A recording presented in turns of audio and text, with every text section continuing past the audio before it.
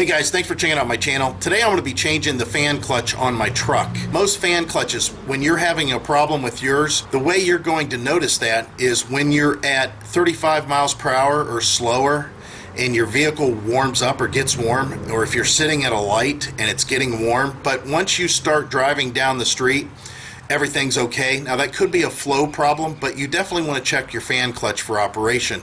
Now let me tell you how the fan clutches basically work. You can see that it kind of moves without the engine running, so it's not locked up solid on the water pump shaft, and that's because there's a viscous fluid that's in here, silicone. And depending on the temperature, the air temperature that's coming through the radiator that the front of this clutch sees, it will either open or close a valve that's inside based on temperature and allow that fluid through centrifugal force of this spinning to either go into the front of it to where it's locking up this fan more of a 1-to-1, or it keeps it in the reservoir to allow this fan to slip. Now anything above about 170 degrees air temperature, not coolant temperature but air temperature, is whenever that valve starts redirecting the fluid into the fan clutch to allow this fan to lock up about an 80 to 90% rate to where it's turning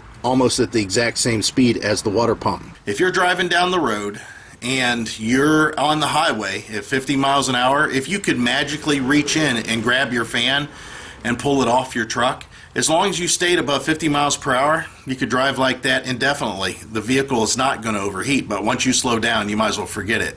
Let's go ahead and do some steps here on changing the clutch out. It's really easy and it doesn't take very much. Now this is going to be the same on quite a few trucks, but the F150, F250, F350, and other than maybe a couple of steps as far as removing the radiator shroud, they're all going to be the same. So it's, again, pretty straightforward. So we'll show you how that's done, and hopefully you guys can follow along and this will help you out. Alright, so the first thing you're going to do most likely on your engine, if you do not have a 460, so this goes for the 5.8, the 302, which is a 5.0, and then the inline 6, which is a 4.9, the 300 straight 6.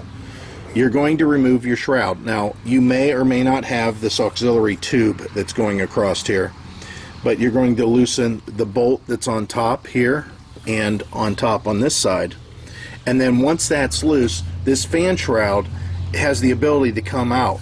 But on your engines, you're going to have to take it out after you've loosened your fan. Now in my case, because the engine's so wide and the placement of these accessories, I do not have to remove the fan shroud. But for you guys that have those other engines, what you're going to do is at this point get a 7/16 inch wrench and you're going to loosen the bolts that hold the fan to the water pump. And the way you do that is by accessing the most open blade that's on the fan. If you look here, these blades are much further apart than these blades. So you don't want to work there, you want to work here. And that'll allow your hand to get in here and move around with a wrench. The other thing you're going to need to do, most likely, is loosen your serpentine belt. The reason is because once you take these bolts out, there's nothing keeping the water pump pulley to stay lined up with the water pump shaft. And if there's tension on these belts, that's going to make it to where the belts are going to pull the pulley off of its mounting point, and you'll never get those holes lined back up with tension. So I'm going to remove the tension on my belt, and I'm going to loosen the tension on this belt. The way I'm going to do that is I'm going to loosen this jam bolt that's on the adjustment slot, and then down here I'm going to loosen this one to allow the alternator to pivot to take slack off the belt. And then this one here, of course, is just the serpentine. So I'm going to put a wrench on here and I'm going to take the tension off of this belt and remove it off of this pulley so everything's loosened up. You're going to position these fan blades to where they're comfortable for you to get your hand in there, and then you're going to rotate this with the screwdriver in the way to block the turning of the pump. I'm going to try to get my hand in here and show you what I'm talking about. See, what we do is we rotate this around, and then I just stick the screwdriver in between the shaft and the bolt, and then spin the fan around to give me access to that big blade, but also, let's go ahead and go one more, but also to jam the screwdriver and the bolt so it won't turn. So I can go to this one, and you can see I can break it loose just like that. So no trying to hold the fan or doing anything crazy like that. This will work just fine. When you're taking this off, make sure that you don't try to move the water pump pulley too much, because right now everything's lined up, and you want to keep those holes lined up going into the water pump and the water pump pulley. So whenever you put this back together, it makes it a little easier. Now, as I mentioned before, you guys that have different vehicles with smaller engines, at this point you'll be removing your fan shroud by lifting up on it after those bolts are removed. You'll be lifting up on it, and there's two clips that it's just setting in at that point, and as you remove your fan, you'll remove your fan shroud at the same time. Now these are all 1/2 inch headed bolts, and I could use a ratchet or an impact if I needed to, but it's just as easy to do a wrench. Just put the wrench on and then get yourself some leverage off of the fan blades, and you can see it just comes loose that way. There's not a lot of science to this, so I'm not going to bore you with me taking out all these bolts. That's the next step.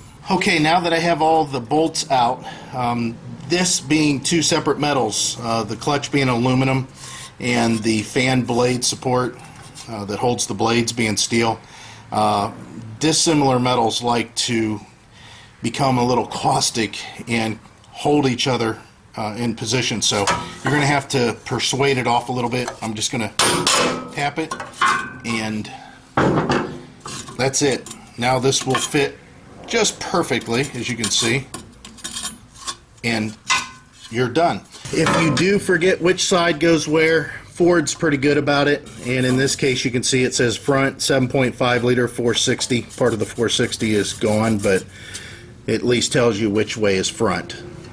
Not necessarily is yours going to show that, so again, be cautious. Now you can see what I was talking about. This is the spring that sees the temperature that decides if the valve inside that's attached to this shaft opens or closes and lets the fluid in, and there's kind of the little path that the fluid takes. And this is old. I mean, this has been on the truck for some time. I'm waiting for UPS to deliver me an overnight Saturday delivery, and that's the nice thing about ordering from Amazon. Not only do you get it cheap, but you can get it fast, especially if you have a Prime membership. It only cost me a little bit extra to get it overnighted. So UPS delivered my package. So again, the link's going to be down below for this. Click the link, it'll take you right to it. You'll get it relatively cheap, and if you need it really fast, you can get it overnighted like I did. Alright, so you can see here's the box, and this is the clutch. The first thing you're going to notice is it's got more holes. That's because it fits more applications. Again, if you have something other than what I'm working on today and you're watching this video, click the link. It could be that this fits. It's a part number 2799. The link will take you right to it. You can type in your vehicle information in the upper top of the page, and it'll show you if it'll fit or not. As far as the clutch itself, you can see there is some changes they've made to it as far as the design. There's an arrow that points that it goes in this direction. Look at your old one, make sure that the arrow was pointed in the same direction. You want to make sure that the holes match up at some point, and they do. The outer ones match on this, so the outer holes on this one matches the factory holes. To show you that this thing is probably broken, what I did was I marked the centerpiece, because that's the shaft that opens and closes the valve that's inside. And I've got an indication mark over here. I don't know how well you can see it, but it's lined up with the little wax line that I have on that shaft. So if I put a little heat to this, and I'm not putting a lot of heat, I'm not welding here, but I am using a torch. If I put a little heat, that should move position. Here we go. Well, the wax is melting off of it, obviously, but you can see I've got some heat going on, and that metal is moving as far as it expanding, but the valve is not changing position. It's not turning at all. And what happens is whenever this spring gets heated like this, it changes its composition, and it's supposed to turn that shaft that turns that valve. Well, it's not doing it. So here's the new one, and you can see I got a line drawn on it, and the shaft is right here. I've got a mark on it, and it's pointed to this line that's right here. So we should see some movement. Of course, you'll see the spring change size, but you should see some movement too of that shaft in the center. So we'll add some heat. You can see the spring moving right away, and then you can see that shaft changing. See that? That shaft is now pointing in a complete different direction. That means it's operating that valve inside. Now that it's hot, we can do the exact opposite. I'll mark it here. That's the way it's pointed currently. And now I'll add air to it to cool it down. So we'll see it move back.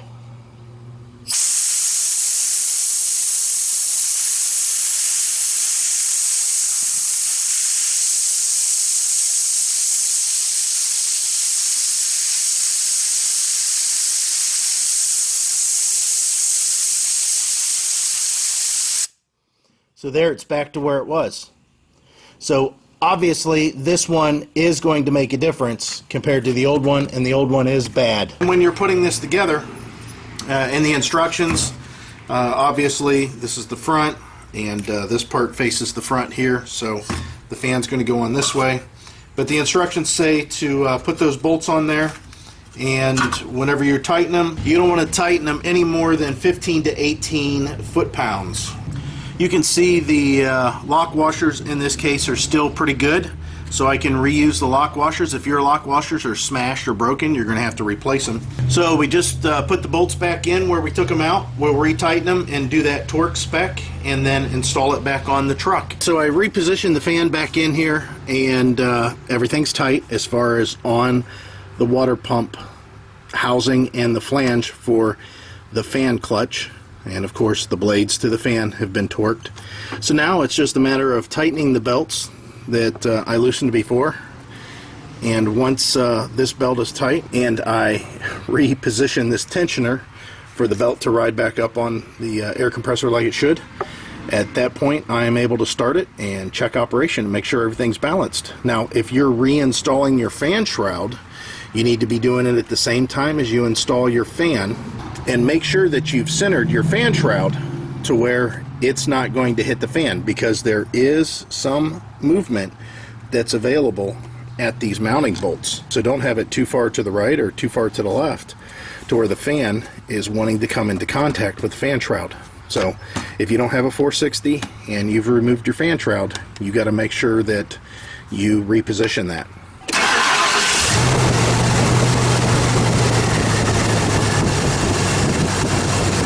I've got it running, I've got the air compressor on, and I'm getting it up to running temperature, and I'm watching the fan, and I can tell with my eye that it's getting slower and faster depending on the air temperature and what it's seeing. I'm going to try to capture that on the camera. Let's see if that can even happen.